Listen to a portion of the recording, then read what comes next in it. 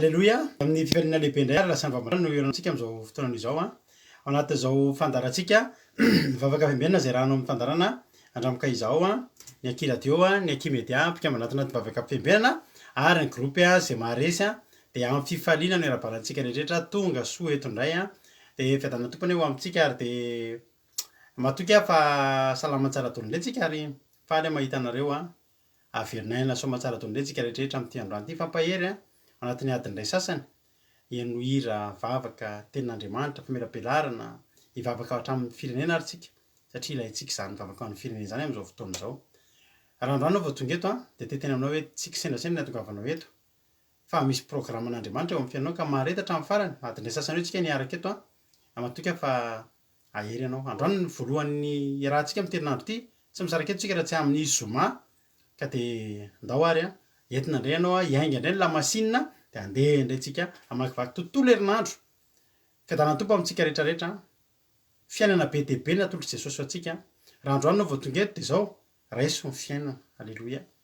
Fa zao zavatra iainantsika zao fiainana ary fiainana mandrakizay miandry antsika. Ifampitantana any an-danitra tsika. Baiboly no resahantsika eto a. Fiainana mandrakizay ny tanontsika.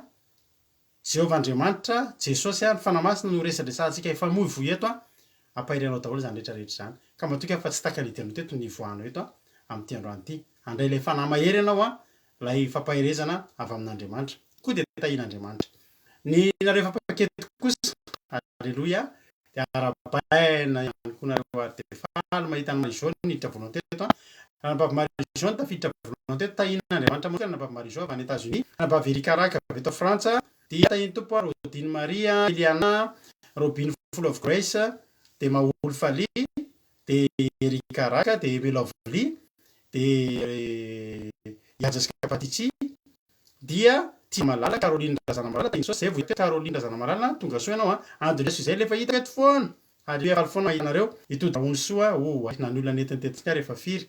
De Zinateo da, Ina Malala, Tahiry Mareo, tahiny Jesosy a, Koda Leonie, Jonathan, de Razana Monika, Fleur, Berta, Thierry Ralbenja, Laurence Rakotoarso, dia Mampionina, Olga Raja Mandimby, tonga soa daholo na rehetrarehetra faly, tena faly a, mahita antsika velonaina, Mama Valtina, tahiny tompo a, de zay mbola tsy voarabako a, Arna Iena, tahiny tompo a, de Mami, Felana Rakoto, Yama, Mama Valtina, Rina Barasta, efa hitako teto a, tapatapaka hono ny fahainonareo azy a, ny any amin'ny Emelovely rery ve sany antsika rehetrarehetra ny tapatapaka amin'izao fotoana izao. Dia tahiny tompo a, ranabavy a, Becky Rolande a, Lantony Rina, Eveline Nina, Taty Nina, tahiny Jesosy, Taty Nina, faly be mahita ny Taty Nina. Tantinako Eveline Nina io, tahiny tompo a, de Marie-Jo a, tapatapaka kely, Olga Ranorosoa, Tsiry Amboaramiel, ilalintsika fa hietsara io, tapatapaka kely izy amin'ny voalohany de aveo mietsara, Sandrine Erika, de efa mietsara ozy Marie-Jo, alleloia. Dia Cotre, kamaradin'i Jesosy a, vao eo no niresaka tampoka a, alleloia. Dia RTCR, Tojo Mikael, tahiny Jesosy daholo tsika rehetrarehetra. Faly be zay miaraka aminareo ary maretatra amin'ny farany a. Miloha ny zavatra rehetra aloha de andao aloha tsika hivavaka, hoe tsika mivavaka zao fandaharana zao a. Ka andao a mpandrosoantsika ny anabavintsika Roly Anis avy any Allemagne, izy a no hivavaka ho an'ny fandarana androany. Arabaiko manokana ihany koa Naji Nasandratra, antsika zay tsy mahafantatra, vadiny anabavy Maoly Fali, Naji Nasandratra, vadiny anabavy a Maoly Fali, de faly be zay rahalahy miaraka aminao eto, faly be mihitsy zay mandray anao a. Mahalana moa ny lehilahy miditra eto, Thierry Ralbenja, mahalana. De androany zany zao a, amin'izao zany zao efa eto koa Naji Nasandratra, de kopakopa-tanana ho anao a sy ny ankonanao a ho tahiny Jesosy ane a rahalahy Naji Nasandratra. RTCR Tina Rakoto Arzaka, dia Marie Rafa, de Angela io efa nifoy izy satria amin'izao reo maraina de tahiny tompo daholo.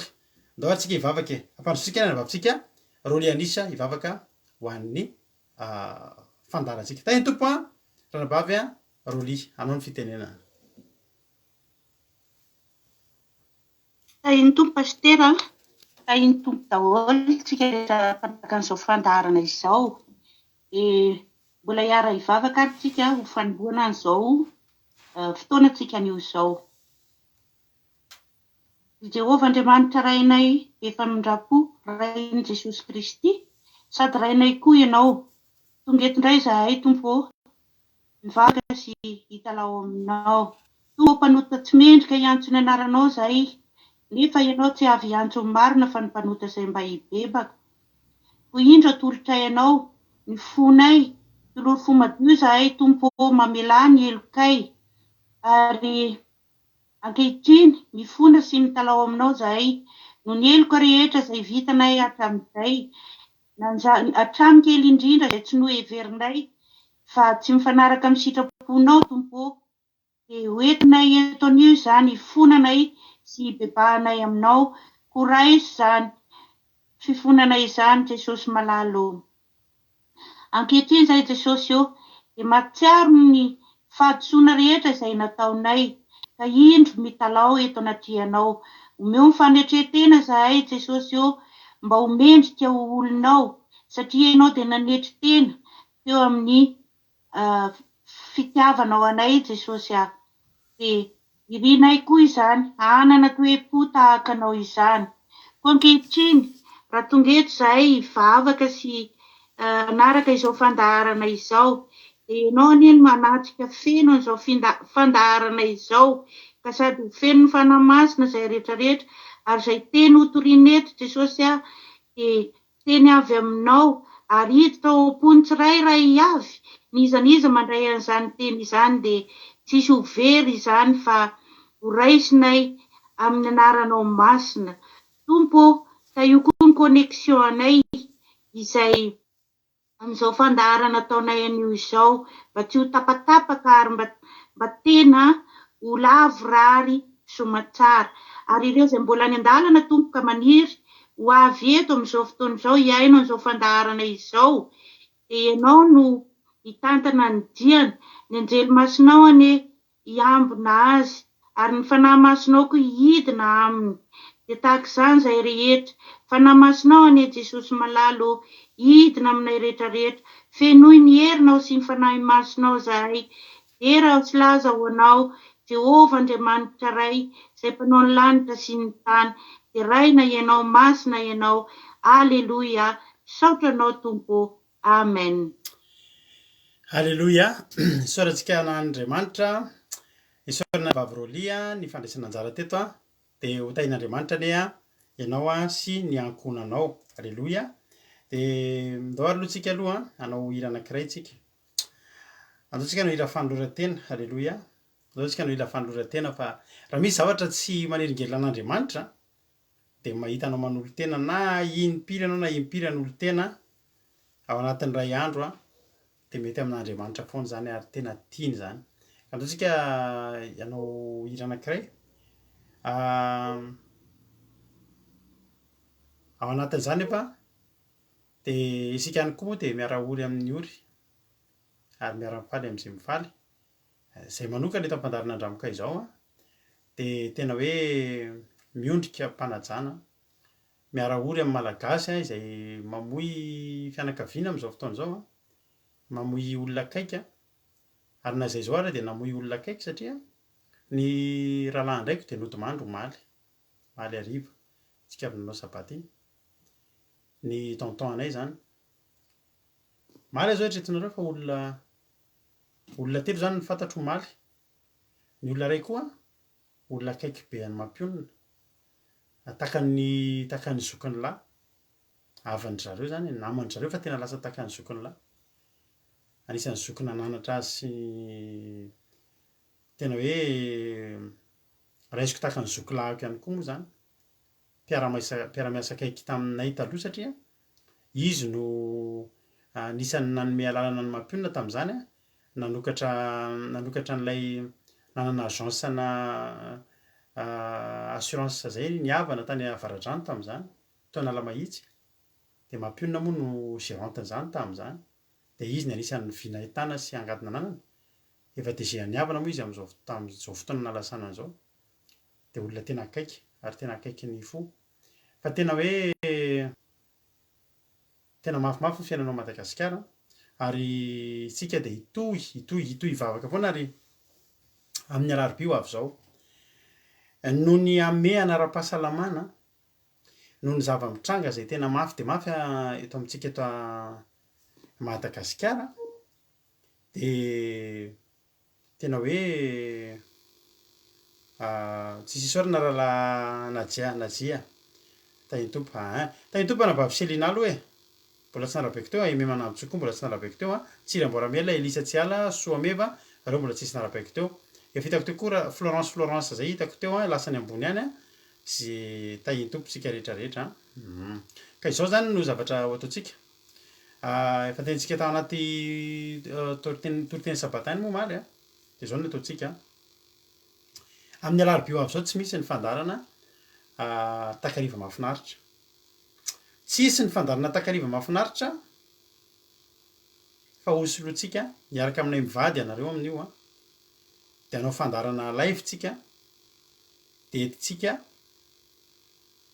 ampahirezana izy koa nisy ndona-pahoriana sa nisy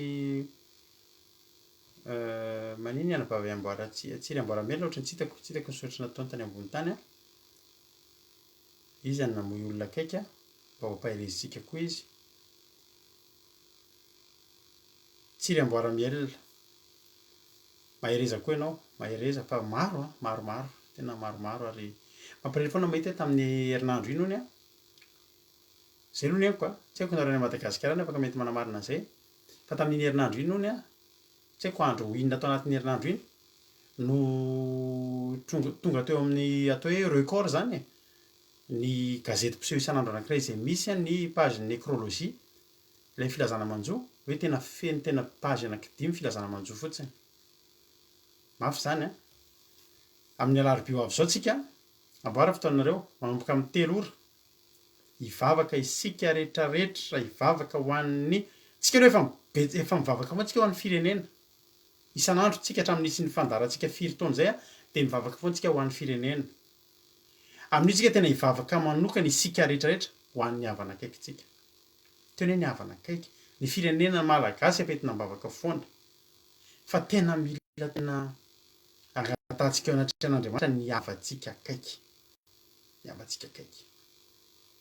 ny ray aman-dreninao ny ray tapo aminao ny zanaky ny ray tapo aminao hoe tsika mivavaka zany zao eritreretinareo androany tsika miteny io tamin'ny androany misy olona fantatro havana izy menakavy efa soseron ohatrany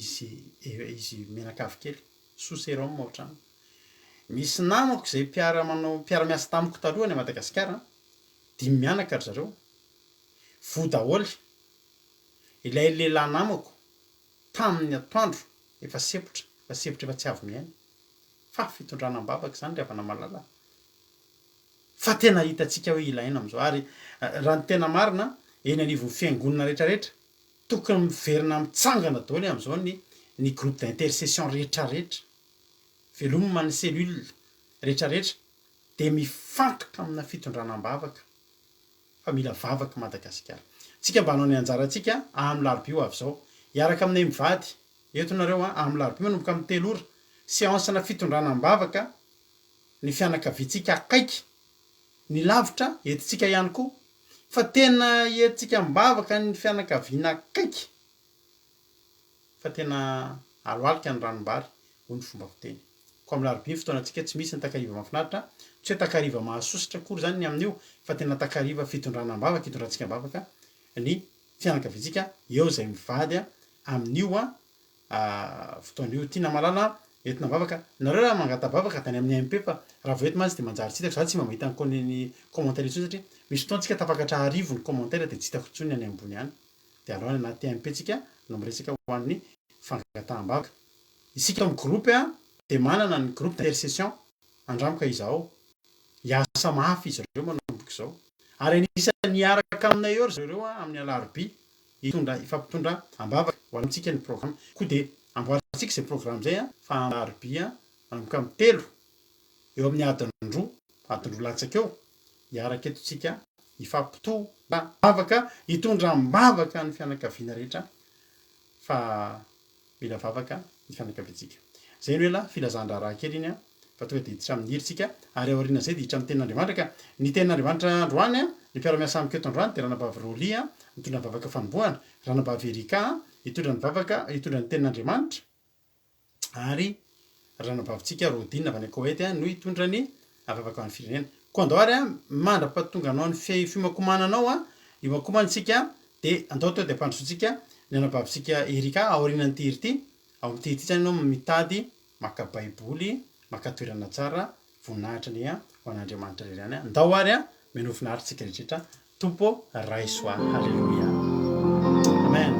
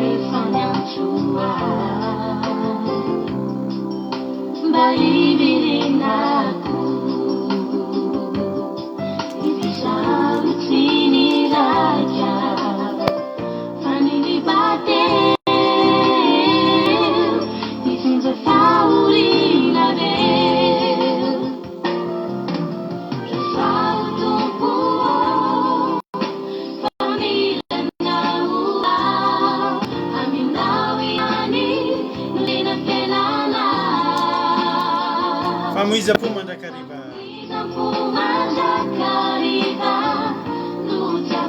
raha tsy teo ianao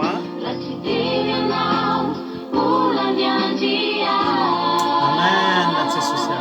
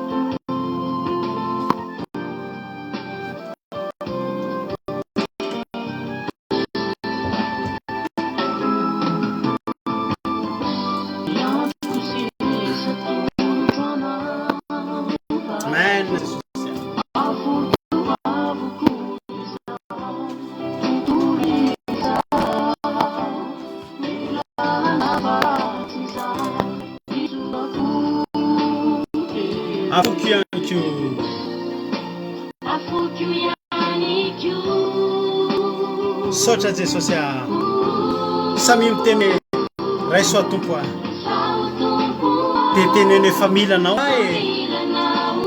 amen Jesosy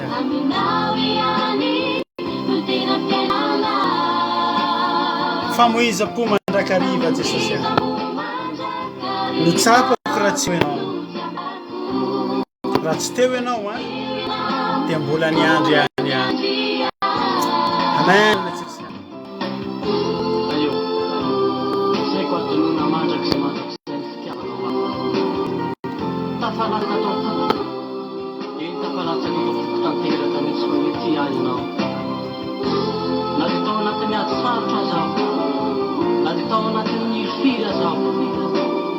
Simba natununao alay androany raiko a Jesosy.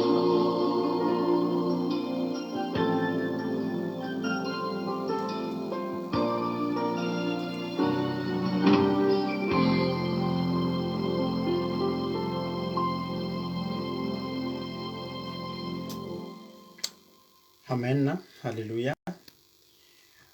Horaisin'Andriamanitra ne a horaisin'i Jesosy ho isan'ny mpianany ianao. Tsy mbola tonga eo amin'ilay raisin'i Jesosy hiditra ny lanitra ianao a, fa ianao mbola ho ela velona. Halleloia. Ianao mbola ho ela velona ianao. Amen. Tsy mbola fotoana angatantsika mbola tsy fotoana andehananareo zao, andehanantsika zao a. Mbola misy asan'Andriamanitra miandry antsika. Halleloia. Ary ianao raha zao foana nenay raha mbola te ho ela velona ianao dia zao manolora tena ampiasao a Jesosy. Mila piasa ange Andriamanitra. Mila piasa fa vokatra betsaka fa mampiasa vitsy. Halleloia. Koa dia mahereza, mahatanjaha dia ho tahian'Andriamanitra isika rehetrarehetra. Fantatra fa tinana baverika iny iriny. Halleloia.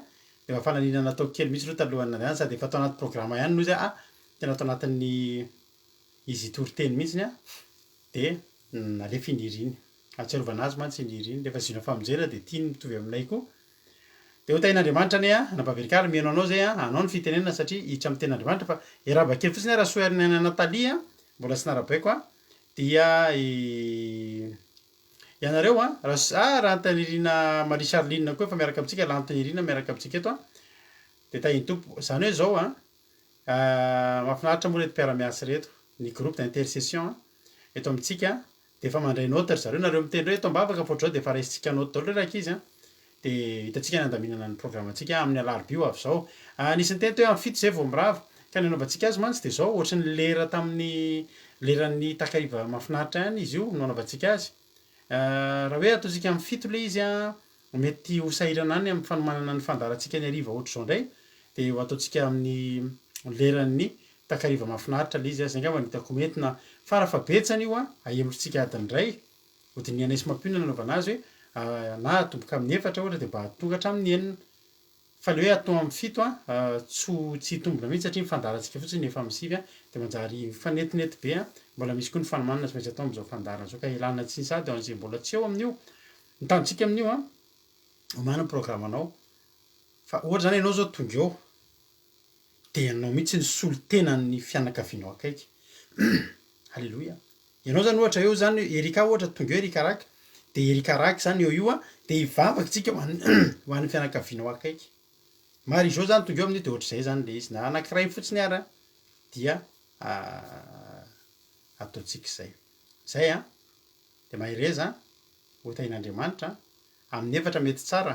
Andao ary ataontsika amin'ny efatra miandry confirmation kely mampionitsika satria ny mpiara-miasa amiko mantsy ny copilotiko mantsy ao ambadimbadika eo ihany dia rehefa mozy mampionina hoe satria tsy maintsy miankina aminazy eo amin'ny fandaminana ny ankizy a sy ny rehetrarehetra dia mety amin'ny mampionina dia tonga dia mety amintsika rehetrarehetra. Io zany sosokevitra mampionina ataontsika amin'ny efatra dia raha amin'ny efatra ty aminay amin'ny dimy any Madagasikara zao satria adiny iray ny décalagentsika. Amin'ny efatra zany mety amin'ny ankizy rehetra fa mampionina zany sisa ny andrasako me confirmation amintsika hoe mety ve ny nanombantsika azy amin'ny efatra andaminanay mivady ny programa zany satria atao trano koa mbola aoka miandry an'izay zany tsika dia mba manome valiny kely zany mampionina raha maheno antsika izy amin'izao fotoana izao any ambadimbadika any le vady malalako dia manome confirmation izy hoe mety izay amin'ny efatra izay dia alamintsika amin'ny efatra ka hatramin'ny enina zany ny vavaka délivrance zay ho ataontsika vavaka fitondranam-bavaka.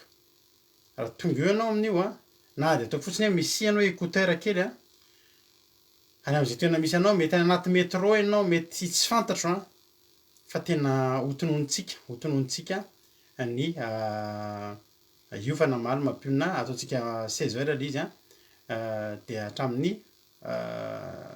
18 heures zany anaovantsika an'io zany hoe amin'ny efatra ka hatramin'ny enina aty andafy aty Europe dia ireo moa ny lerana rehetra efa namery Marijo efa nameny lerany ry Angela dia ny Madagasikara adiny iray sy ny anakowety zany adiny iray adiny iray fotsiny.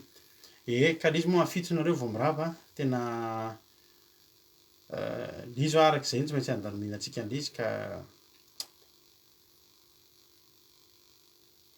eo amin'ny efatra io no tena mety zao aloha alefantsika aloha nytoriteny de avetsika miresadresaka momba an'izay raisy ny baibolinao de eno no tenin'andriamanitra tsika entiny anabavitsika erikaraka am'izao fotoana zao tahin'andriamanitra de miheno etsika rehefa iverina eto amelabelatra ny tenin'andriamanitra tany tompo nabavy erika anao ny fitenenana Hainy tompo pastera mbola faly miarabantsika tsirairay avy indray ny tenako izay tratranjo amin'ity takarivo ato anatin'ny vavaka fiangonana. Ampifaliana ho andray ry havana nizarako ny tenin'Andriamanitra amintsika tsirairay avy amin'ity arivo ity. Izany teny izany dia hitantsika ao amin'ny Samoela voalohany toko 5:10, andininy 12 ka hatramin'ny 17. Samoela voalohany toko 5:10, andininy 12 ka hatramin'ny 17. Rehefa hitantsika ny teny dia ho vakiantsika amin'ny anaran'i Jesosy. Fa hoy Samuela, sitrako Jehova moa ny fanatitra dorana sy ny fanatitra hafalatsatra, mihoatra noho ny mihaino ny feon'i Jehova. Eny manaraka no tsara noho ny fanatitra, ary ny mihaino no tsara noho ny samboran'ondrilay. Fa ny mihodina dia toy ny eloka ny fakatovana, ary ny ditra dia toy ny manombo sampy tsy terafina. Satria nandany ny tenin'i Jehova ianao, dia nolavo ny tsoam-panjakany kosa. Amen. Raha jerentsika moa ny soramandry ery ambony dia ny hoe tsy nahatanterahan'i Saoly ny tenin'Andriamanitra ny amin'ny andringanana ny Amalekita sy ny nandavan'Andriamanitra azy tamin'izany. Ity indray ry havana no entiko hifampahery amintsika amin'ity alina ity. Ity tantara ity moa dia ny resaka hoe momba ny andringanan'Andriamanitra ny Amalekita. Rehefa nitondra ny teny Andriamanitra tamin'ny alalan'ny Samoela mpaminany hitondra teny ho an'ny Saoly mpanjaka hoe mandehana ary ingiany ny Amalekita. Raha ho vakiantsika eo amin'ny andininy 2 dia hoy Jehova tamin'ny Saoly, izao no lazain'i Jehova tompony maro, voaliko izay nataony Amalekita tamin'ny Israely dia nanotrehany azy tany an-dalana fony izy niakatra avy tany Egypta. Rehefa teny an-dalana moa izany ny zanak'Israely teto dia ny Amalekita nanafika ny zanak'Israely, namandrika ny zanak'Israely, namona ny zanak'Israely, nampijaly ny zanak'Israely teny an-dalana teny. Dia ireny tena tsaroan'Andriamanitra ireny, sady ny Amalekita moa dia fahavalon'ny zanak'Israely.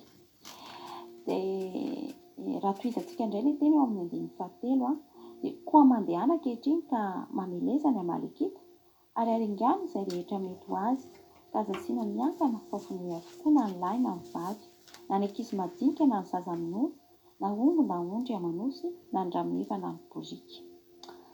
Mazava be teto ny tenin'Andriamanitra hoe aringano avokoa. Izany hoe aringana avokoa izany dia tsisy asiana miangana na dia kely ary. Eto no Andriamanitra dia miteny hoe na ny zaza minono azy. Izany zaza minono izany mety mieritreritra hoe fa ahoana ara izany eritreritr'Andriamanitra izany hoe zaza minono izany ve dia tokony ho aringana izany ke tsy manatsiny izany ka mbola teo tamin'ny fony Egypta teny fony zanak'Israely azafady boka avy tany Egypta. Dia eto Andriamanitra tena hoe matoa ny teny an'izany rehetra izany hoe aringana dia mahasoa ny zanak'Israely satria ny Amalekita dia fahavalon'ny Israely foana. Andriamanitra izany rehefa miteny antsika hoe aringana fahavalonao dia tony aringanao fa tsy misy hoe ajanjanao satria reny ihany mety hahafaty anao, reny ihany mety handringanao, reny ihany mety hamonanao. Efa nandeha moa Saoly nanaky ny tenin'Andriamanitra hoe andeha izy andeha hanafy ny Amalekita. Tena mory izy sy ny olona zanak'Israely roa hetsy mandatongotra sy ny iray alina amin'ny lehilahy mijota. Dia rehefa nandeha izy ireo dia izay ny zavatra mitranga. Fa tsy nankatoy ny tenin'Andriamanitra Saoly teto, tsy nahatanteraka ny tenin'Andriamanitra. Ho jerentsika eo amin'ny andininy 8 fa Saoly sy ny olony tsy namono any Agady sy izay tsara indrindra tamin'ny ondry amanosy sy ny fa sy ny zanak'ondry ary izay tsara rehetra, fa tsy fony ho aringany ireny, fa ny ratsy rehetra sy izay tsy tiany kosa dia naringany ny avokoa. Mampalahelo teto ry havana ny nataony Saoly, ary tena hoe nampalahelo an'Andriamanitra satria Andriamanitra efa niteny hoe haringano avokoa. Dia teto Saoly vao nahita ny agaga mpanjakany Amalekita dia nakababo azy mba ho reharehany sy hanana ny voninahitra hoe nahazo babo izy, nahazo babo ny mpanjakany Amalekita. Nefa tsy izay ry havana ny tenin'Andriamanitra, fa ny tenin'Andriamanitra dia hoe haringano avokoa. Izany hoe tsy misy hoe mpanjaka ty na zaza ty na vehivavy ty na bevoka ty na inona, fa rehefa hoe Amalekita dia mila haringana. Dia tsy nijoro koa Saoly teto satria rehefa zanak'Israely rehefa nanafika ka nahita ny zavatra tsara teny amin'ny Amalekita, na ny ondry amanosy io na ny zavatra mahafinaritra rehetra, mety hoe harena, mety hoe volamena, firavaka, volafotsy, dia tsy fony izy ireny naringana izy ireny rehetra ireny, fa nalain'izy ireny dia nentiny hoe atao fanatitra ho an'i Jehovah. Izany nefa tena hoe zavatra tsy ankasitrahan'Andriamanitra mihitsy, satria rehefa zavatra tenen'Andriamanitra hoe haringana dia tokony tsisy asiana miangana. Dia mbola fahotana be ho nataon'ny Saoly koa izany hoe sy ny vahoaka Israely hoe iny zavatra efa nitenen'Andriamanitra ho haringana iny no mbola atao fanatitra. Tena mampalahelo ry havana izany. Za zany maka ohatra ho antsika kristianina, tsika manao tahaka ny toetra ny Saoly ihany koa amin'ny fanompoana an'Andriamanitra. Tsika kristianina matetika rehefa hanao asan'Andriamanitra tsika dia maika be tsika ny toro, maika be tsika ny hanompo an'Andriamanitra, maika be tsika hivavaka, nefa tahaka ny Saoly tsy mankatony ny tenin'Andriamanitra, tsy maharaka ny didiny tsika, tsy manatanteraka n'izay lazain'Andriamanitra tsika, tsy mihaino ny feon'Andriamanitra akory ary tsika, fa mandeha amin'ny saim-patatsika. Na tsika rehefa mba hoe mivavabavaka eny dia mieritreritra hoe efa hitan'Andriamanitra ny ataoko, efa manoko azy izy efa mijery izay rehetra ataoko azy. Nefa ny diso be tsika ry havana fa Andriamanitra dia mandringana ary tsy manaiky izay olona tsy mankatoa azy. Tsy ny olona izay tsy mankatoa an'Andriamanitra izany dia tena hoe tsy eken'Andriamanitra. Ianao mety hoe mieritreritra ianao hoe za efa manao ny asan'Andriamanitra maro samihafa, nefa ny fahotanao mbola ataonao ihany, mbola mety mijangajanga ianao, mbola tsy manamaso teny ianao, indrindra amin'ny fomba fitafy, mbola tsy mandeha amin'ny fahamarinana ianao, mbola tsy mitandrina ny didin'Andriamanitra ianao, mbola mihinana zava-padiny ianao. Nefa indreny efa tena niraran'Andriamanitra ary efa nataon'Andriamanitra tamin'ny zanak'Israely dia ataontsika izany koa tokony hampiaritsika amintsika kristianina, satria izay rehetra voalaza tao anatin'ity baiboly ity dia teny avy amin'Andriamanitra. Izay rehetra hitantsika tao anatin'ity baiboly ity dia mifampiankina daholo, na ny testamenta vaovao na ny testamenta taloha, dia tsy tokony misy ho lavintsika na tokony misy ho adonontsika, tsy tokony adonontsika akory fa mila hampiaritsika amin'ny fiainantsika, mila ampifandraisitsika izany ny baiboly, satria maro mantsy ny amin'izao no tsy mijery an'izany testamenta taloha izany intsony, fa hoe rehefa tonga Jesosy dia hoe ny testamenta vaovao ihany no toriana ny teny. Dia nefa ry havana diso be ny eritreretintsika kristianina, satria mifampiankina ny testamenta taloha sy ny testamenta vaovao. Mila zany tsika mamaky baiboly, mila tsika tena hoe mandeha amin'ny fahamarinan'Andriamanitra, mihaino ny tenitsika. Raha tiatsika ny hanana fiadanam-po, raha tiatsika ny te hifandray amin'Andriamanitra, dia ny zavatra voalohany indrindra aloha dia fihainoana ny tenin'Andriamanitra. Fa tsy maika tsika hoe andeha hanao an'Andriamanitra tsika, andeha hanao ny asan'Andriamanitra tsika, andeha hivavaka tsika, tsy na dia andeha hivavaka ary tsika dia ka tsy ao anatintsika ny fanan'Andriamanitra, tsy ao anatintsika ny herin'Andriamanitra, dia zava-pona ihany. nefa izany tsy hoe azontsika fotsiny izany fanahin'Andriamanitra fa mila tsika mandeha amin'ny fahamarinana, mitandrina ny didiny, manamaso tena mandrakariva eo anatrehan'Andriamanitra. Raha hiverenantsika ilay eo amin'ilay teny hoe fa hoy Samuela sitraky Jehova moa no fanatitra dorana sy ny fanatitra hafa-latsadra mihoatra noho ny mihaino ny feon'i Jehova. Eny manaraka no tsara noho ny fanatitra ary ny mihaino no tsara noho ny sambora ao amin'izany. Izany hoe tsika na dia hoe manao fafolon-karena ary manatitra fanatitra an'Andriamanitra nefa tsy mihaino ny tena Andriamanitra dia zava-poana ihany izany, zava-poana eo anatrehan'Andriamanitra izany ary tsy ankasitrahan'Andriamanitra ary lavin'Andriamanitra tsika rehefa tsy manaraka ny didiny, rehefa tsy manaraka ny tenany tsika dia tena hoe esolon'Andriamanitra eo amintsika ny fanatrehana, esolon'Andriamanitra eo amintsika ny ositra izay efa ao anatintsika raha ohatra tsika tsy manamaso teny, raha ohatra tsika tsy mitandrina ny teniny, tsy mitandrina ny didiny. Raha jerentsika eo amin'ilay andininy 7:20 tapany be dia milaza manao hoe satria nandany tenin'i Jehova ianao dia nolaviny tsy ho mpanjakany kosa. Hitanareo teto i Saoly tsy nihaino ny tenin'i Jehova, tena nda azy Jehova, tsy nolaviny tsy ho mpanjakany intsony. Nanomboka teo Saoly dia niasimba ny fanjakany, niala taminy fanatrehan'Andriamanitra, niala taminy niritra Jehova ka lasy Jehova nitady naniraka ny Samuela mpaminany hanositra ny Davida mpanjaka. Dia izany koa tsika ry havana rehefa tsy mihaino ny ten'Andriamanitra dia tahaka ny Saoly ity miala eo amintsika ny fanatrehan'Andriamanitra, miala eo amintsika ny fitarihan'Andriamanitra, miala eo amintsika ny mason'Andriamanitra rehefa tsy matoa ny teniny tsika. Dia ny tiako hambara amintsika eto ry havana dia ny hoe asa ny fiainanao amin'izao fotoana izao hoe mbola mankatoy ny tenin'Andriamanitra ve ianao sa tsy mihaino ny teniny? Mandeha amin'ny fahamarinana ve ianao sa tsy mbola mandeha amin'ny fahamarinana?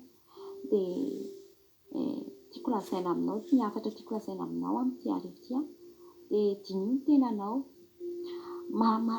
Mazotoa mamaky baiboly fa ato anatin'ity baiboly ity no ahitana an'izany fahamarinan'Andriamanitra izany. Dia jerevo ny lalanao raha mbola tsy ao anatin'ny fahamarinana. Raha antsika kosa efa ao anatin'ny fahamarinana dia amafiso ny fahamarinana anantsika izany, ampitomboy ny finoantsika manamasinana tena ary mijoro mandrakariva. Dia izay ry havana ny teny ampitondraiko amin'ity takarivo ity dia voninahitra ho an'Andriamanitra ririana fiadanana ho antsika tsirairay avy. Aleluia, amen. Aleluia. Soratsika ranabavy Erika tao anatin'izany tenin'Andriamanitra izany. Tsy hitanareo mahafinaritra be ve ilay tenin'Andriamanitra? Za mifa raha ny teny ranabavy Maolo Faleo mamy mamy be dia za koa mitovy hevitra aminy, tena mamy be izany tenin'Andriamanitra izany ary matsiro. Dia isaorantsika ny ranabavy Erika fa tena hita be hoe toro-teny nomanina tsara. Aleloia. Dia mankasitraka anao izay dia na dia manan-janaka mbola kely ianao misy adidy amin'ny maharenim-pianakaviana nefa dia vitanao ny anjaranao androany tamin'ny tenin'Andriamanitra dia mankasitraka tena misaotra. Averiko ny teniko hita be hoe nandalo fanosorana izany olona nitory-teny androany izany. Aleloia. Ary mitomboa fahasoavana, mitombo-ositra dia toy izy fa tsara ary misaotra anareo ihany koa mankasitraka azy fa nareo mankasitraka azy inge mampahery anazy tsy hahatonga azy hoe irehare hoe izy fa mahatonga anazy mbola anao ny tsaratsara kokoa. Ka dia misaotra anareo koa mankasitraka azy dia mitombo fahasoavana ranabavy Erika dia ho tahian'Andriamanitra ianao sy ny ankohonanao. Haleloia, amen. Mino aho efa voarabako daholo angamba efa ao daholo rehetra tsisy olona vola voarabako teo nambinitsoa in Jesosy vola sy narabaiko teo dia Marie Gilda efa narabaiko tsy mbola nahita vaovao teo ianareo ara-paitsika izy mantsy raha hitantsika eo fa zay aloha no hitako hatreto a dia tahiny tompary mahafinaritra ny tenin'Andriamanitra ny fleur efa narabaiko teo a mahafinaritra ny tenin'Andriamanitra satria ampianarantsika indray androany a andringana ny Amalekita.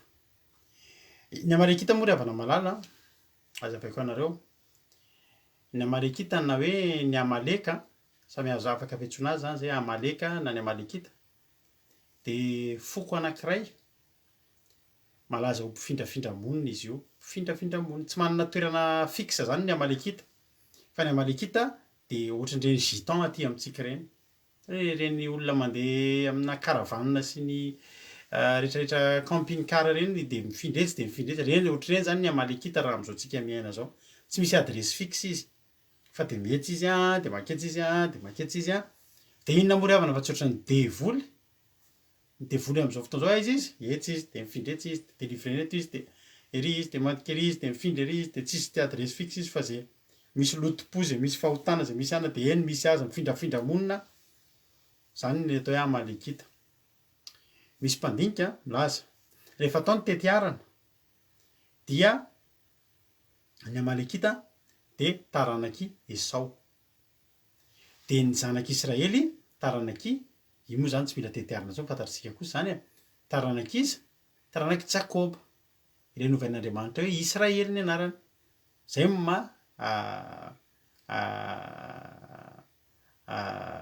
zanak'Israely azy de ny Amalekita zany a taranaky Esau zany hoe tsy tongatonga foana tao ihany ny fahavalo rehetrarehetra ny Midianita ny Moabita ny Jebosita ny Vita ny Etita ny Anakita hitahita daholo ny Kananita fahavalo ny zanak'Israely daholo zany rehetrarehetra zany ny Filistina ny Midianita ny Midianina azafady fa mahavarina fa ny Amalekita efa nitoriko taminao teto fa isaky misy fahavalo ny zanak'Israely de misy foana Amalekita ao. Ny Amalekita zany a ny zavatra ataony de ny mitambatra amin'ny fahavalon'ny Israely zay fahavalon'ny Israely mitsangana eo de mitsangana izy de manampy an'iny fahavalo iny mba haniny mba hahafahany miady a amin'ny zanak'Israely. Andriamanitra tsy nanao foana Andriamanitra nge ry havako malalaka e fantany ataony a ary mahay ny tokony ataony Andriamanitra. Nanaitsika mieritreritra tena cruel mihitsy Andriamanitra ohatrany tena Andriamanitra taliarabe mihitsy ny Andriamanitra ohatrany tena Andriamanitra tena tsirary mihitsy ny ataony Andriamanitra hoe Andriamanitra masika aiza ve de zao nge le zavatra ny teneniny e zao ny zavatra ny teneniny ny misy mission apetraka ho an'ny Saoly ty any amin'ny Samuela voalohany toko 10:1 zao aloha zavatra ny teneniny tena soramandry tsy nahatanterahan'ny Saoly ny ten'Andriamanitra ny amin'ny andringanina ny Amalekita sy ny nandavan'Andriamanitra azy tam'izany. Roy Samuela tamin'ny Saoly Jehovah naniraka hanositra anao mpanjakan'ny Israely ko ankehitriny mianoa ny tenin'i Jehovah ianao zao no lazain'i Jehovah tompony maro ovaliko zay nataon'ny Amalekita tamin'ny Israely ka nanotrehany azy teny an-dalana fony izy niakatra avy tany Egypta ko mandehana ankehitriny ka mameleza ny Amalekita ary aringano zay rehetra mety ho azy ko aza asiana miangana fa vonoy avokoa na lahy na vavy na ankizy madinika na zaza minono na omby na ombodra manosy na rameva na boriky. Ny olona rehefa mahita an'izany vainganany resaka taman'olona ny fahitan'olona n'Andriamanitra ny zahany devoly apotra amina momba an'Andriamanitra am'izao Andriamanitra masika rehefa mahita an'izany tokoa loatra Andriamanitra masika ay tena anareo koa te zaza minono be te mba Andriamanitra iny zany amono zaza minono zany keza izy zaza minono ohatra mampalery de izy Andriamanitra sy Andriamanitra masika voalohany indrindra teneniko anao a ny devoly Losifera koa mamono zaza madinika mamono olo-dehibe mamono lazondazony ary matetika haintsika mban'le ohatra hoe olona miteraka te hanompo sampy te hahazo vola be na te hiakatra grady no rany de le zanany voaterany iny nareo mahita olona eo amanodidinareo sahirakirana izy amin'ny voalohany bevoky raha matoa de ohatry ny tamin'ny andro aterahana ohatry ny nangingina tsy de tena hoe ahoana tsy hitahita aza verina avany hoe tsy azo le zaza de mampalahelo be loha zay a fa aorinana iny aorindrina kely eo miakatra be ny fiainan'andreo tampotampoka tsy fantatra hoe ahoana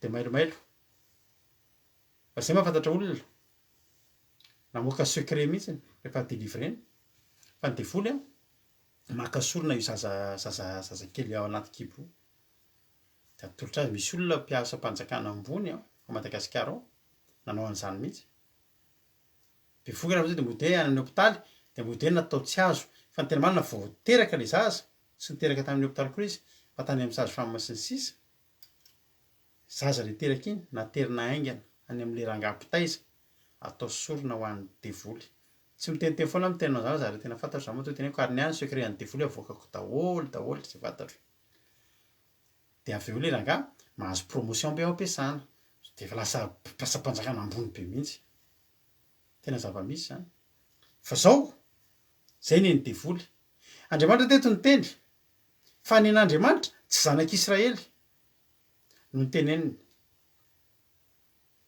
fa fahavalo ny zanak'Israely ary tsy fahavalo tsotra fa fahavalo tena mifanohatra tanteraka tena tanteraka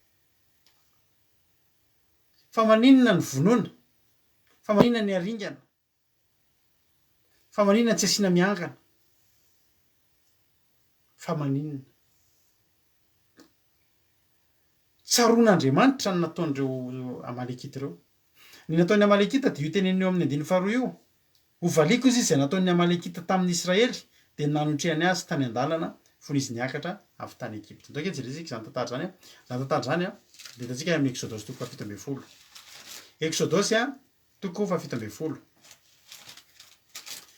amin'ny Exodus toko 7 de ny fahavalo rehefa niakatra zany zanak'Israely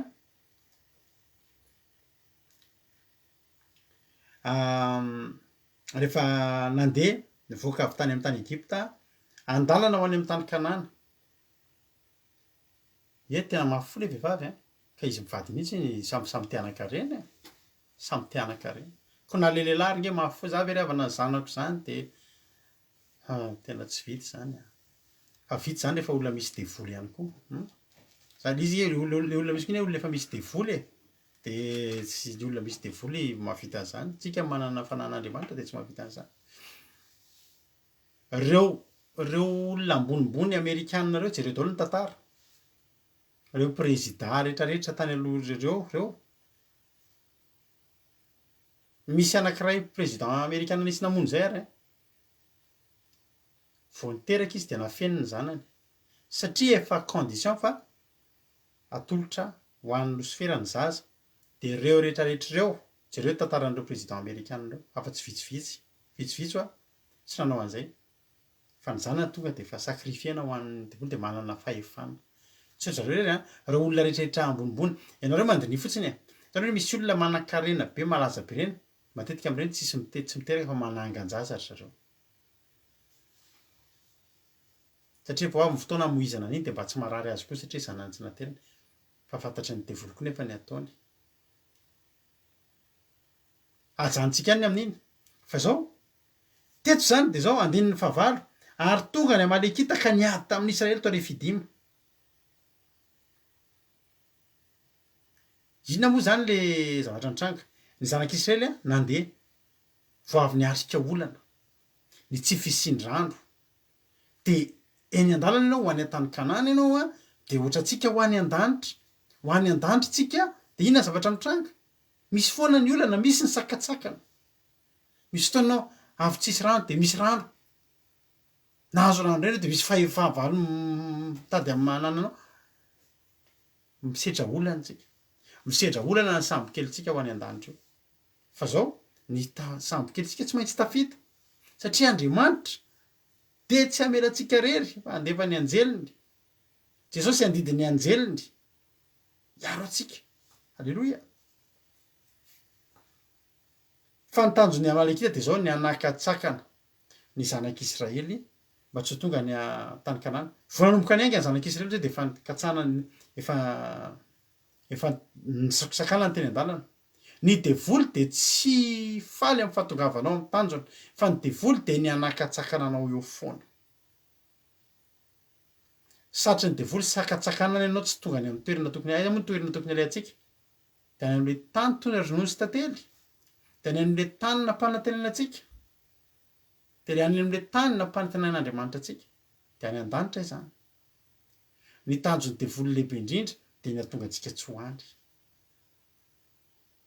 ny hahatonga antsika hiverin-dalana na amin'ny fomba rehetrarehetra, na ianao kivy miverin-dalana, na ianao kivy dia na ianao be dia be fa izay ampijanona anao. Ary tsy vitan'izany fa any amin'ny nomerika koa efa akaiky ho tonga any amin'ny tany, tsy minona mihitsy izy efa akaiky ho tonga any amin'ny tany Kanana ny zanak'Israely. Dia rehefa nandefa an'ilay mpisafo tany, rehefa mpisafo tany, na rehefa Mose sy ry Joshua sy ry Kaleba sy ireo olona folo lany araka taminy, ry Samoa ka ry Zaya ka ry Safata ka ry Safata ka ry Jefone sy ry rehetrarehetra. Dia ina koa zavatra nitranga tany any amin'ny nomeri toko 17 andininy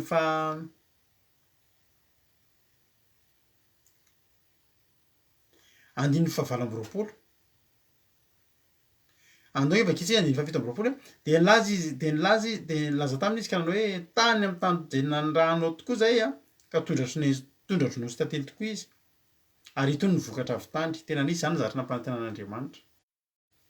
Kanefa kosa mahery ny olona izay monina ao amin'ny tany, ary ny tanàna dia manda sady lehibe dia lehibe. Ary koa nahita niteraky ny Anakita teo izay, ny Amalekita ny monina ao amin'ny tany atsimo, ary ny Etita sy ny Jebosita sy ny Amorita sy ny Amorita ny monina amin'ny tany avoana, ary ny Kananita ny monina eo amoron'ny ranomasina sy eo amoron'ny Jordana.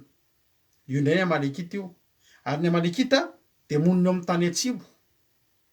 Dia eo amin'ny tany atsimo izay lalina tena hiakarana tokoa, mora indrindra ny tokony hiakarana ao amin'ny tany Kanana, dia teo no misy ny Amalekita. Izy bien placé foana izy. Izy hitany foana ny toerana tokony hisiny rehefa izay ny anelingelina. Tsara fantatrao zany. Rehefa ny devoly izay ny anelingelina ry havana malala, dia fantany ny toerana tokony hisy azy.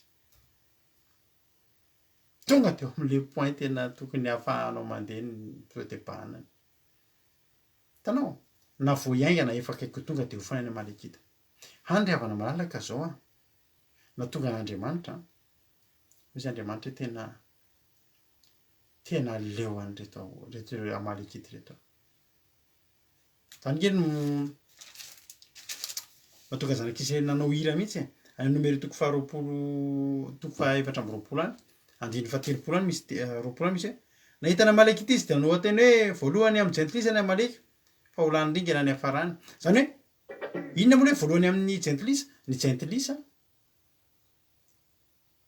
amintsika amin'teny izao ny atao hoe jentilisa, rehetratsika dia hoe ny jentilisa dia olona maditra mbola ao fiainana izao tontolo izao, ka izay mihitsy. Ny jentilisa, ny firenena jentilisa dia izay firenena rehetrarehetra ankoatra ny zanak'Israely, izay rehefa ivelan'ny zanak'Israely dia jentilisa. Ninona?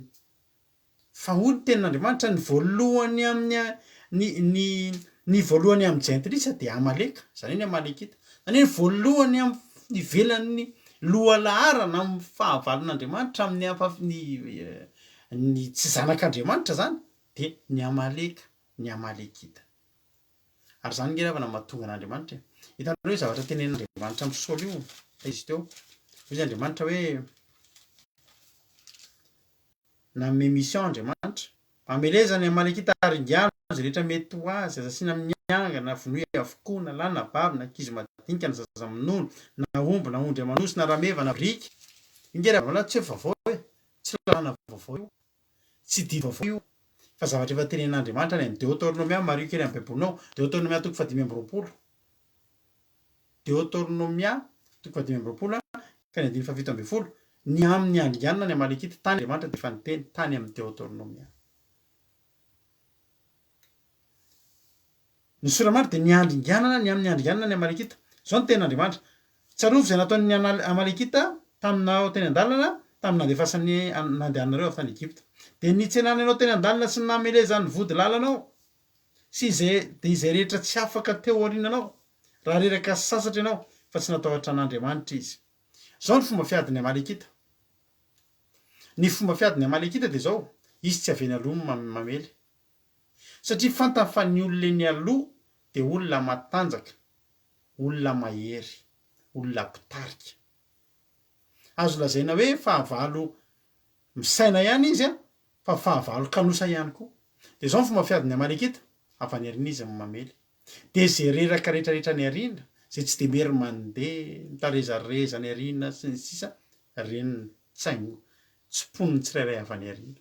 Zany ngeravana mahatonga antsika tsy mila reraka ara-panahy. Zany ngeravana mahatonga antsika hoe tena tsy mety, tsy tokony hipetraka any amin'ny farany arina tsika amin'ny fanomporan'Andriamanitra fa mandeha ny aloha, ny mitaritafika, ny mandroso, ny mirehatra, ny mino, ny manao asan'Andriamanitra. Fanaovana asan'Andriamanitra ngeravana malala mahatonga anao hitaritafika eny aloha. Fa ianao aza manao misy hira anankiray hoe ahoana moa le misy hira zay, hainao moa le hira ohatran'ny Betsileo zay hoe le hoe hoe manao asan'Andriamanitra de hoe ahoana moa ampinona le hira le hoe alao an'ny hafa namena ho an'ny hafa nahoana ho iny nomena ho an'ny hafa le hoe za de tsy mahay iny, tsy tokony manao an'ireny tsika. Fa ianao mifanompoana amin'Andriamanitra, tsika reto miara-mandeha daholo. Mihifikifika mampionona mihifikifika. Tsy tokony mihifikifika tsika. Hitanao ry havana? Tsika reto de ohatran'ny zanak'Israely miainga avy tany amin'ny tany Egypta de mirodorodo daholo tsika. Mirodorodo tafiditra daholo ry pasteur rondro tahiny tompana pasteur rondro, ry Lovlitinary, Angelary, Elianary, Rizariza na rehetrarehetra mirodorodo miaraka amintsika rehetra mirodorodo. De iny ataontsika miezaka makeny aloha daholo tsika. Tandremo fa le any arina le olona reraka, le olona tsy vonona ny androso tsara. Ny devoly tsy sahany le tena mandroso fa ny ataony le efa hitany kivikivy tsy te handroso tsy resy lahatra tsy resy iny ny alainy tsikelikely avy aty ary. Zany fomba fiadiny Amalekita io. Tsy namelezany vody lalanao de izay reraka sy sasatra reo no nasiny. Ianao aza manaiky ho reraka, aza manaiky ho sasatra. Aza misalasala anao miteny hoe mba eto ambavaka fa tena ho tady ho reraka de atao tafita nge nampahery tena tao amin'Andriamanitra. Aza manaiky ho reraka ianao, be de be ke zavatra mahareraka eto amin'ity tany ty. Be de be zavatra mahareraka. Mandreraka. Za zao tenako anao Jehova vombelona tamin'ny atoandro iny. Tamin'ny zoma tena tenako anao. Tena raha ny tena marina sika kivikivy ahoana re zany tamin'ny anao fandarina tamin'ny zoma iny, somanika kivikivy fa tsy manaiky ho reraka zany tsika. Any amin'ny vody lalana any ny devoly mamely. Aza manaiky toetra ny ariny zany ianao, aza manaiky ho reraka ara-panahy sy angatsika ara-panahy zany ianao. Fa mireheta Jesosy efa ho avy. Fa tsy azon'ny devoly zany ianao, tsy vitan'izany ny mamono anao. Fa zay any ariny reny. Tao le olona le mandroso tsy manao za ohatran'ny resy lahatra. Reny. Avy any arina any. Reny. Zay fomba tsara fantatrao zany fa ianao de olona tokony eny aloha foana ianao mandroso. Ny ahafahanao mandroso eny aloha de zao ny fanaovanao asan'Andriamanitra ny firehetanao, mirehatra, mivavaka, tsy variana. Ianao variana, ianao tokony hivavaka, variana ianao amin'ny Facebook de mihemotra any amin'ny vody lalana ianao. Variana ianao amin'ny fiainan'izao tontolo zao. Variana ianao amin'ny alina. Za tsy handray anjara, za tsy hanao an'izao. Hitanao reo ankizy reo amin'ny groupe reo misisika mihitsy reo handray anjara. Satria fandraisana anjara angeravana de zao eo ihany le fisehoana aminareo eto hoe mba misehoka ratsy ray na miseho amin'ny zavatra tsara ange tsika. Fa indrindra fitehirizana afo ary ny olona ray te hijoro manaova asan'Andriamanitra. Za mahatonga antsika vao vita batisa ny ankizy eto de ny zavatra voalohany ampaherezina hanao tenin'Andriamanitra. Izara tenin'Andriamanitra. Fa ny Amalekita de fomba fiadiny de mamely avy any arina izy.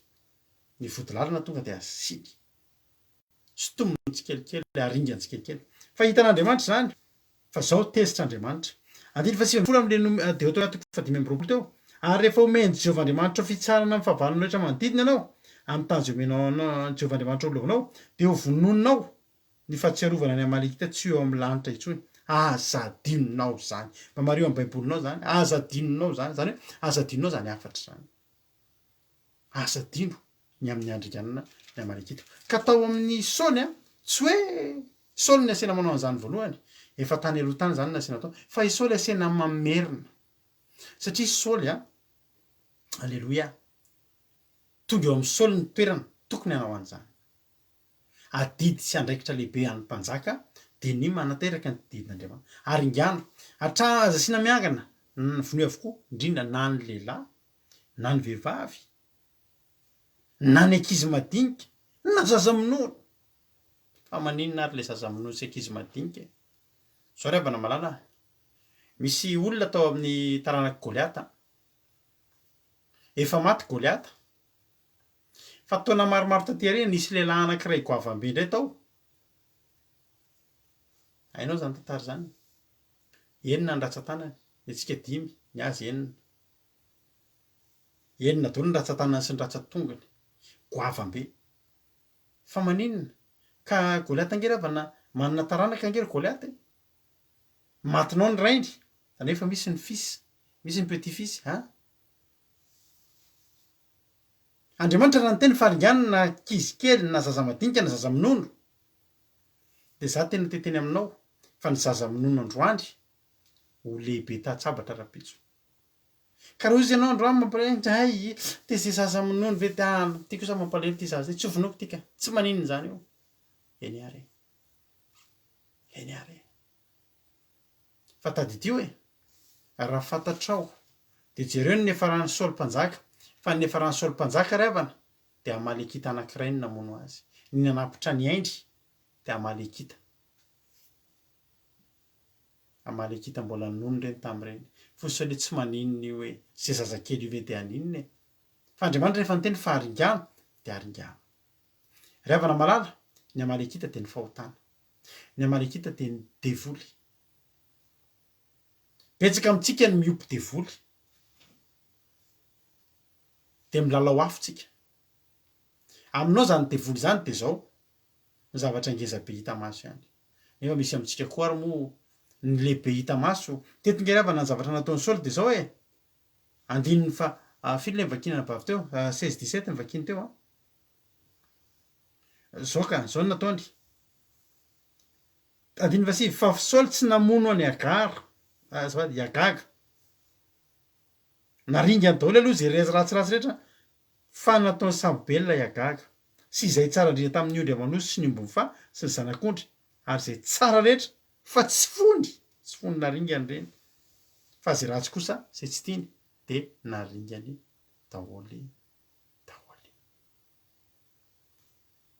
malina tenina baveka sy tireare izy manana babo be nanana babo mpanjaka be ka tsy zay ny tianao ny atao fa ny sitrapon'Andriamanitra ny tokony ataonao ry havana malala tsy hoe satria mahafinaritra anao de ataonao fa zay mahafinaritra an'Andriamanitra no ataonao inona ny sitrapon'Andriamanitra zay ny tokony ataonao fa tsy naringany anazy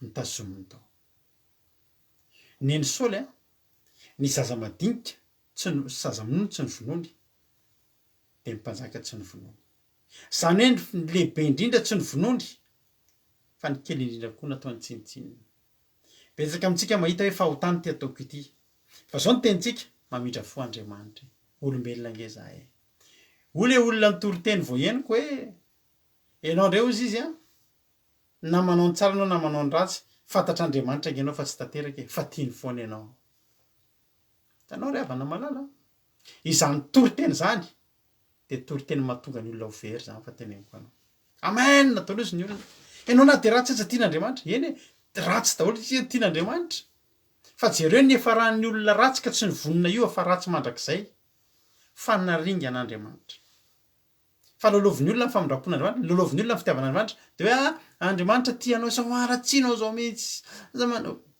vo aingana zany tory-teny zany koa ianao tsy misokatra mihitsy ny sainao ianao inge na dia raha tsotra ny ho azy asa tianao foan'Andriamanitra tianao mandrakizay hamainina koa izy ny olona ka raha misy olona ao amin'izany fotoana izany ao anatina faharatsiana be dia zao ny tenyny olona tanao zany tsy maninona ho ahy io tian'Andriamanitra foana pastery zao nefa ny teny tanao fotoana antsika firy tsy ry havana malala tena tia antsika tao anatin'ny faharatsiantsika Andriamanitra fa ny tenin'Andriamanitra koa dia miteny ary mitaky fiovana amintsika fa raha misy olona ao amin'ny Kristy dia indro tonga olom-baovao izy dia ilay olom-baovao io tena tian'Andriamanitra io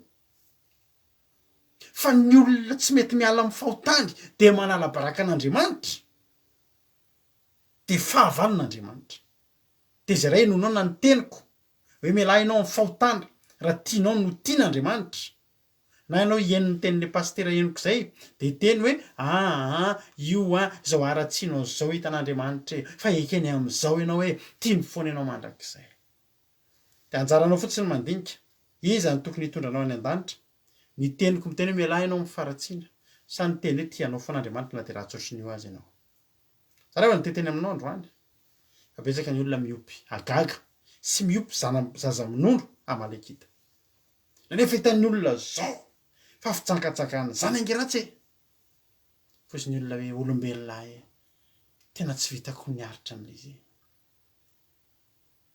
ry havana izay moa heverinao fa navita miaritra an'izany fotsiny amin'izao ny forsainy zany tamin'ny voalohany nangatahana hery tamin'Andriamanitra nanohatra an'izany ry havana tamin'ny voalohany satria maninona satria teo any an-danitra satria teo any an-danitra nany misy fahotana kely eritreretintsika hoe zay eto malaza zavatra ohatr'izao hoe tsy hampahafiry ny mivavaka itsika misy fotoana zay miteny anareo oranabavy ao ohatra ny miakatrakatra zany ziponao zany hay pastera tsy fohitsy ny apotipe ange io e mba miseho kely fotsiny lohalika eny ry havana masoko zao no nahita olona no tenenina tamin'ny zavatra ohatr'izany io zipo teo ambony lohalika io fotsiny io nge ravana toe-po inona no mahatonga anao manomboka teanao zipo fohy fa maninona ny tsy ampy anao le zipo lava efa misy zavatra anatinao ao fa manomboka manisany centimetre ianao fa ianao manisany centimetre fa Andriamanitra mahitana any am-ponao ny faran'izany olo zany amin'izao fotoana zao tsy le ambony lohalika intsony sy efa ery amin'ny niakatrakatra ny tsy ampilamba korotana ny tokantrano anankiray inona natonga ny tokantrano ny korotana niainga tamina inona niainga tamina sarin'ny ramatoa tao anaty Facebook dia natonga inona natonga fitsiriritana tamina lehilahy dia nomboka nisy ny demande d'amis nomboka nisy ny j'adore eny antsefatsefany eny dia nomboka nisy resaka izay mody miainga amina zavatra fa nylefa rany dia zao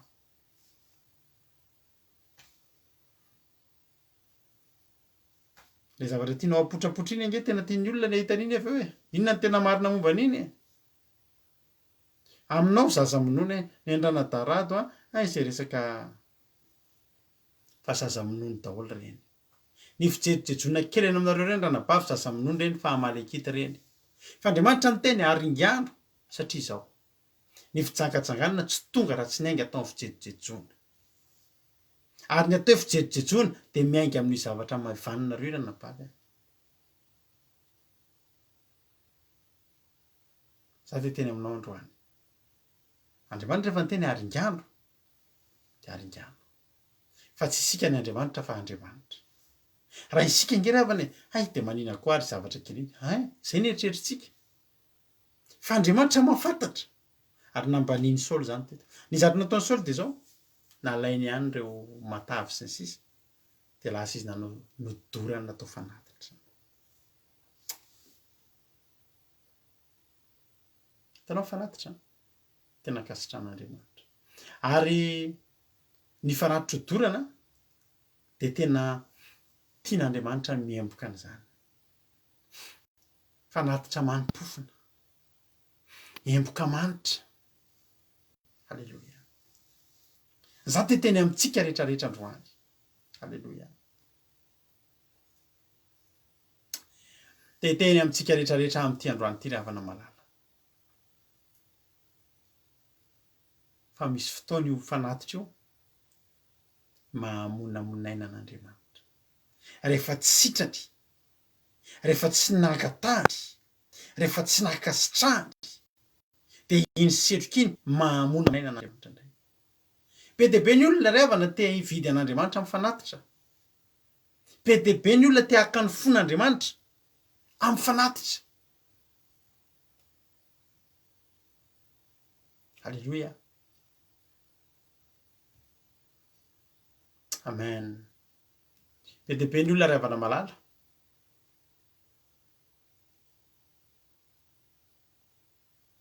Te hitazona malekita. Misy zavatra tsy foy ao.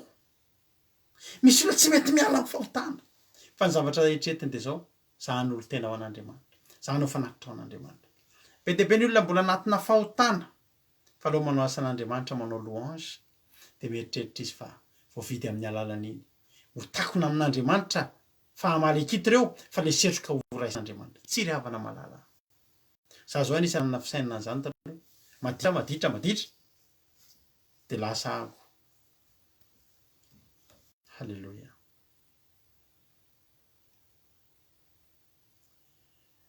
Mialatsiny kely amintsika. Misy message faraka izay maika be tsy maintsy valiako sapaty indrindra. Mialatsiny indrindra amintsika.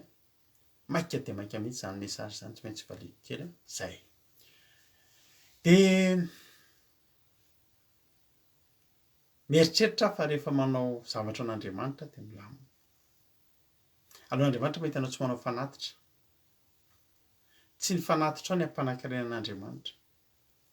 Tadidio fa tsy ny fanatitra ataonao ihany no afaka hafaly an'Andriamanitra. Misy zavatra ngeza be lavitra mahafaly an'Andriamanitra. Amen.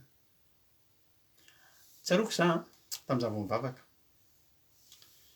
Tamin'ny tsenina vavy tsiry amboara-miailo mihitsy ohatr'izany mihitsy ny tenin'Andriamanitra.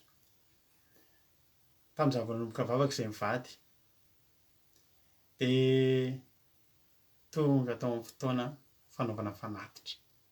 Fa tsy nanana izay tamin'izany ry havana. Ary tamin'iny nitotona tamin'ny Pentecoste mihitsy ilay izy. Ka ny fiangonana nisy anay dia mitandrina ny atao hoe volo mibokatra rehefa Pentecoste dia manao volo mibokatra. Ny zavatra hitahian'Andriamanitra anao dia terinao. Fa nanatitra volo mibokatra daholo ny olona izay mivady. Na vola 500 atao fanatitra izay tsy nisy tandrina. Mbola tao anaty olana be mihitsy. Fa raha izany Andriamanitra ny hoe tsy nanaiky handray anay satria tsy nanana fanatitra izay. Tena very. Very lasa 4,000 na lasa dala tao anatin'ny olana. Fa tsapanay tamin'izany. Fa tsy ny fanatitra ny tena zava-dehibe tamin'Andriamanitra. Nanao ihany izay taty aoriana. Izay za Jesosy tsy manana androany. Fa taio Jesosy fa hanao rehefa vao manana dia hanao. Nanao halleluja. So teneniko anareo volombokatra nataonay tamin'izany heritaona taorianan'izany. Fa nanao zahay. Halleluja. Raha tiako lazaina aminao dia izao. Misy fotoana tsy manana fanatitra. Tsy olana amin'Andriamanitra. Tsy olana amin'Andriamanitra. Fa hoy ny tenin'Andriamanitra, hoy Samuela, sitraky Jehovah fanatitra hodorana sy fanatitra falatsatra mihoatra noho ny mihaino ny feon'i Jehovah. Ny manalaka ny tsara noho ny fanatitra ary mihaino ny tsara noho ny sabora no mbalà. Zava-dehibe amin'Andriamanitra dia izao. Ianao mbola mihaino aloha. Ianao manantanteraka. Fa Andriamanitra tsy voavidy. Andriamanitra tsy voavidinao amin'ny sabora no mbalà. Fa azonao vidiana kosa Andriamanitra. Azonao alaina ny fankasitrahana avy amin'Andriamanitra ry havana malala. Amin'ny alalan'iny, amin'ny alalan'ny fanaovana ny sitrapony. Marina be teny Bavelika teo. Betsaka ny olona amin'izao tsika tsy adinotsika tanteraka ny testamenta taloha efa testamenta vaovao. Misy indray no miteny tsika tsy testamenta vaovao fa tsika testamenta taloha. Raha eto fandarana ny resahanao dia izao taka ny elatra io taka ny vorona manidina. Ary ny Baiboly io boky io dia taka ny elatra ahafahantsika manidina mandeha mankeny amin'Andriamanitra.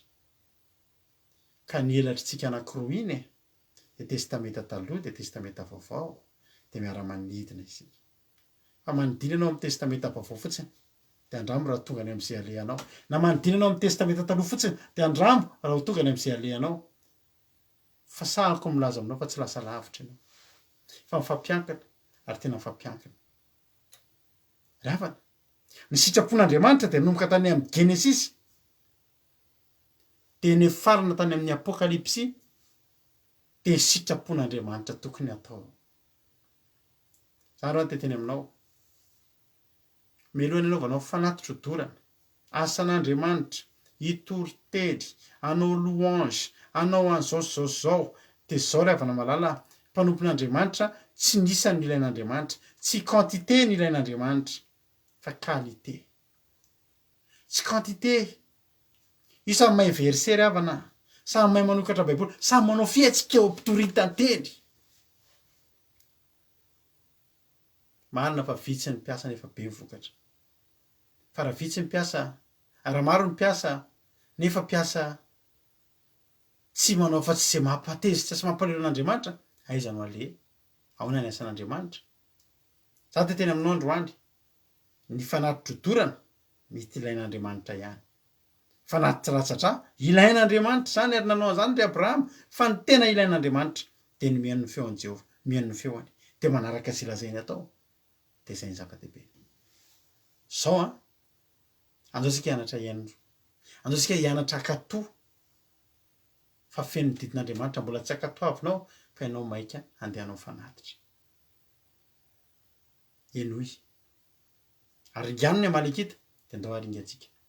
Fa raha tsy haringantsika zao reny nitondra antsika, hisintona antsika, sy tafiditra ny fanjakany lanitra. Voninahitra n'Andriamanitra ihany, matoka fa voarainao zay. Ianaro am'izay mihaino sy ny mankatoa. Aza mbola maika. Tsika tsy maika tsy taitra kanefa tsy tara ho le krianay tamin'izay nanao skotsay. Tsy maika tsy taitra kanefa tsy tara. Jagoara. Fa ianao androany aza maika. Anao fanatitra ratsy fanatitra dorana ihany ianao rehefa ary amin'izany fotoana zany. Vao hanomboka hivavaka io fonao tonga dia mahavaivay ao ary tena torotoro. Reny ny fanatitra ho amenao Andriamanitra. Fa mihain'olo, mianara aloha mihaino, dia mianara aloha mankatoa. Dia alefaso amin'izay ny fanatitra avy eo. Dia doro ny fanatitra avy eo. Fa ho hitanao fa ankasitran'Andriamanitra ianao. Ary ihany ny Amalekita, na lahy na vavy, na zaza madinika, na zaza minono, aza vela hisiankana, indrao melehibe iny, ka hoarinao iny nizarika anao hamonanao tsy hahatongavanao any amin'ny fiainana mandrakizay. Ho tain'Andriamanitra ny isika tsirairay avy. Halleluia. Amen. Sitraponao Andriamanitra. Hianatra anao sitrapon'Andriamanitra isika. Amen. Jesosy.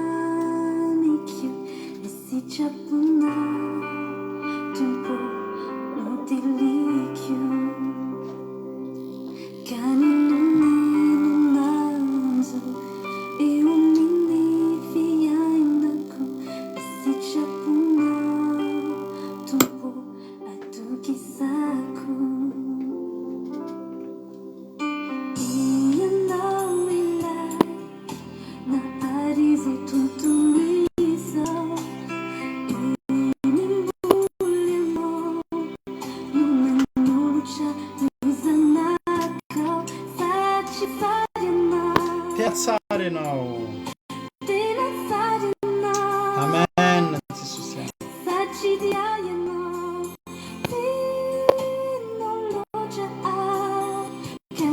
Sitraponao Tompo. Amen Tompo. Sotra Jesosy.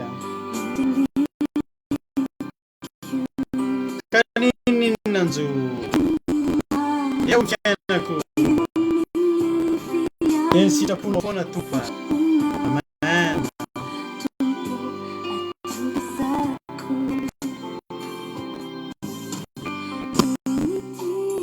Panota tsy mendrika aho.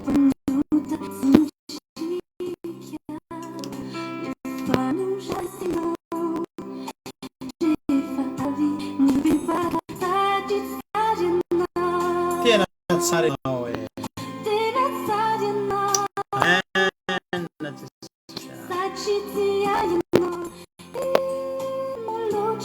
Tiany sitraponao e. Amen hoay. Zany no mamiko. Za mangataka amin'Andriamanitra mba ho tianao zay zany anao sitrapon'Andriamanitra zany.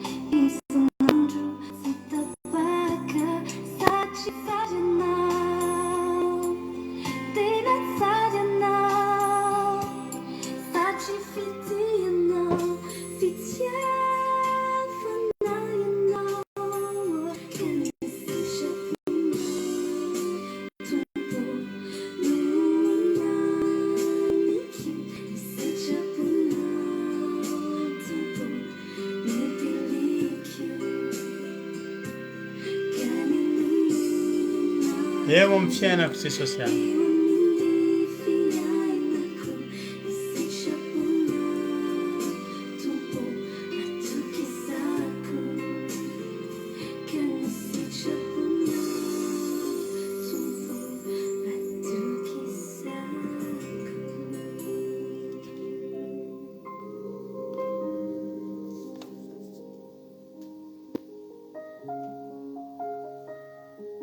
Raha mety aminao dia hivavaka tsika amin'izao fotoana izao.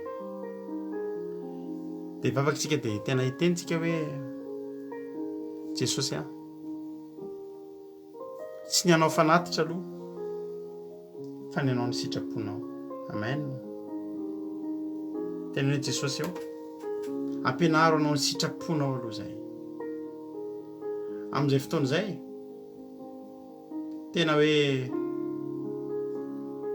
fanatitra manimpofona ry havana no fanatitra izay atolotra ao ary ny fonao ny voalohany amin'izany. Raha fo mania sisy fo tsy manao sitrapon'Andriamanitra ry havana dia tsy afa-po an'Andriamanitra zany.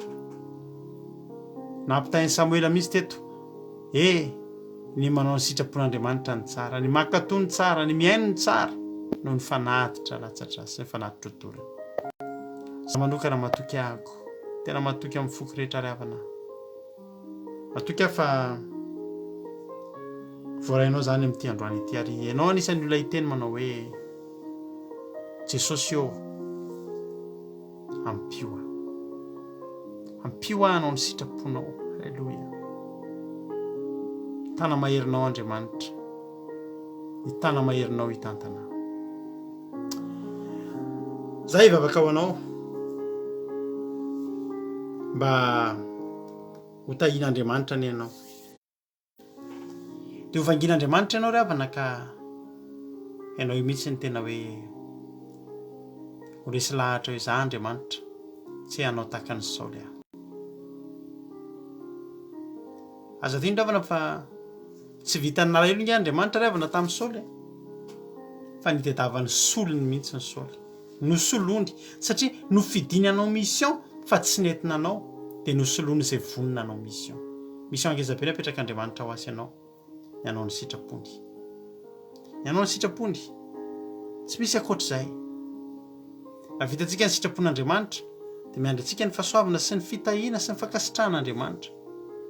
Ary raha vitanao ny sitrapon'Andriamanitra tsy ianao zany kory ny angataka. Tsy mila mangataka izany ianao dia tahian'Andriamanitra. Betsaka ny eritreretinao hoe asa fanompoana vitanao. Vitantsika ry havana nefa aroaroam-paratsiana dia za miteranao fa ratsy noho ny tsy misy zany. Ary fotoana verimaina fotsiny. Fa raha androantsika iarahanay hoe Jesosy io ampianaro amin'izay anao ny sitraponao dia hitanao fa ho tahian'Andriamanitra manokana ianao. Ary dia tena hoe zany no tafiditra voalohany eo anatinao dia ny sitrapon'Andriamanitra ary manaraka ny zavatra rehetra. Ivavaka antsika amin'izao fotoana izao. Jesosy misaotra anao zay satria notahianao izahay. Misaotra anao Jesosy satria notantaninao vita somatsara indray ny toriteny androany avy aminao ireny Jehovah Andriamanitra. Dia irao Jehovah Andriamanitra ny fanahinao masina hanondraka ny voizana fafy androany, hanondraka ny voizana fafy. Amen Tompo. Ny voizana fafy Andriamanitra. Halleluja. Ny voizana fafy Tompo. Ny voizana fafy Tompo. Amen Jesosy. Ny voizana fafy Andriamanitra. Ianao ny hanondraka. Amen Jesosy io.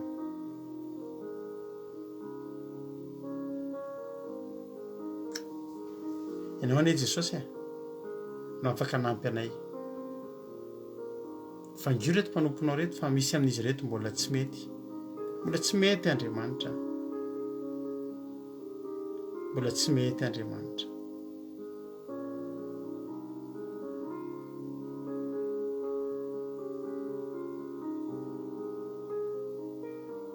Amen.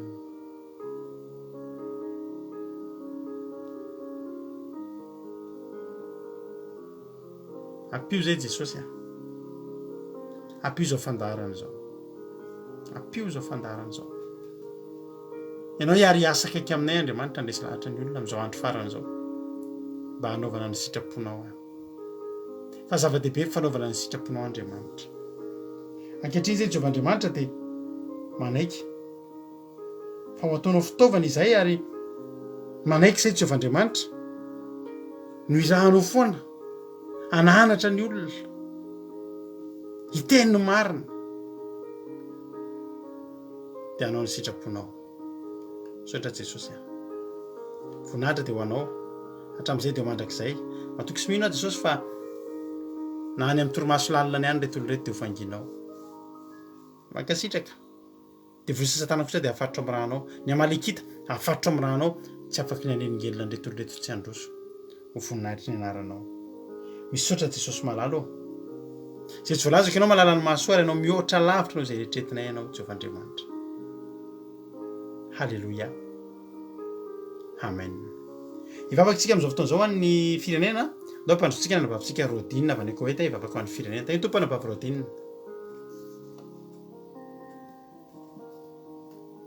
Tahiny tompo pastera, tahiny tompo tsirairay ihany. Mbola hiara hivavikantsika.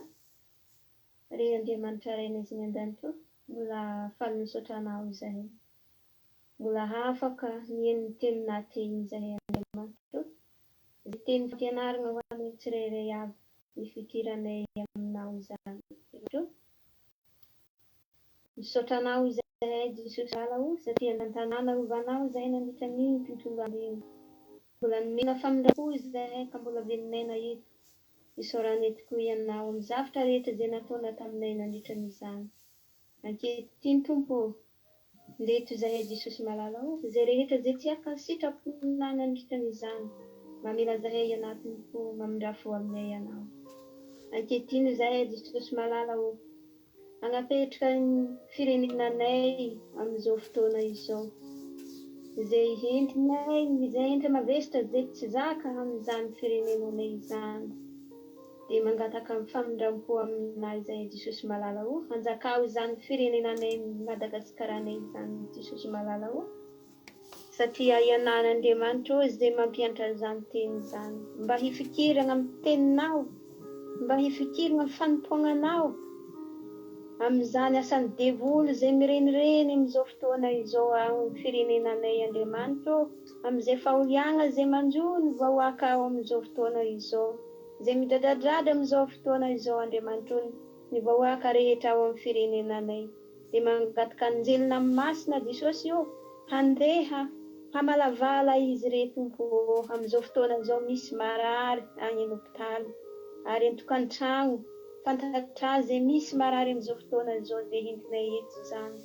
Mangataka famindram-po aminay izy reto Jesosy malala ho. mifanasitranina izy re Jesosy malala ao. Aoka ny tanàna mahelo sy ny ranao anadiovana izay aretiny izay manentenina amin'izy re Tompo mba hazahoan'izy re fahasalamana. Dia angatahinay aminay izany Jesosy taraina aminao izahay Andriamanitra amin'izany zavatra rehetra izany. Amin'izay fahoriana amin'izay aretiny izay mandringana amin'ny Madagasikara-nay iny Tompo hitarainanay aminay izany satria antsoy aho dia valiako ianao. Aoka ianao Andriamanitra iaino izany vakoka izany. Ary ankehitriny Tompo misy amin'izao fotoana izao manana olana, manana problème, mangataka anao Andriamanitra hitsinjo izy ireo Andriamanitra hanafika izy ireo amin'izay entana izay tsy zaka izany amin'ny problème fahoriana.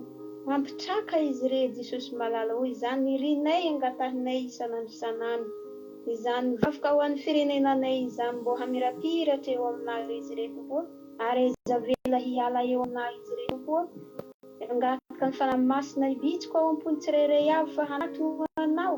Azavela hivily amin'ny fanontsampy sy ny zavatra izay tsy araka ny sitraponay izy re Tompo atao fikry amin'ny fanarahana dianao izy re Andriamanitra mba voavoanjy izy re Jesosy malala ho. Izany no angatahinay Andriamanitra amin'ny vahoaka izany mba tegna hahazo fiadanana eo aminay izy re Jesosy malala ho. Mba tegna hita fiainana mandrakizay ireo ny vahoaka rehetra amin'izao fotoana izao. Azavela hidradradrandra izay Tompo fa mangataka aminao. Mana amin'ilay mpamindra fo, mpamela heloko. Angatahinay izany vafoka izany Andriamanitra Jesosy malala ho. Ankehitriny reto vahoaka anazy ny hainy teninao. Mangataka anahy hitantana sy hiaro izy ireo amin'izany retiny izany. Azavela hanjaka amin'izy ireo aringanizy teny izay nafafitetiko Andriamanitra mba hifikiranay tsirairay avy hanarahanay dianao. Asamby ahatra amin'ny farany amin'ny fanompoana anahy fa tsy ho tsy reraka. Azavela halemy izy re Jesosy malala ho fa hampaherezy mandrakariva Jesosy malala ho. Izany Jesosy no angatahinay. Mangataka ny anjelina masina Jesosy ho hitoby manodidy ho anay tsirairay avy amin'izao fotoana izao handringana asan'ny devoly Satana izany. Jesosy malala ho. Izao vafoka izao apetrako eo ampelantananao Andriamanitra satria araka ny teninao hoe ny devoly izay fahavalona re dia mirenireny amin'izao fotoana izao. Azavela hanjaka eo aminay tsirairay avy izany fa engane Tompo anahamalavala izay. Misaotra na Jesosy malala ho. Misaotra Andriamanitra dia voninahitra ririany ho anao ary fiadanana ho anay tsirairay avy reto. Alleluia. Amen. Alleluia. Saotra betsaka ny anabavitsika. Rodina tao anatin'izay vavaka ho an'ny firenena izay. Dia misaotra anao koa nahatrany hatramin'ny farany. Tapitra eto fandarantsika ny tapitra fa ny fiarahantsika tsy tapitra. Ao amin'ny fandarana radio site web ny Aki radio anao www.ndramokaizo.com afaka miditra mijery ianao ny fandarana miditra anao dia mihaino hira anao mihaino toriteny itsaky ny adiny telo.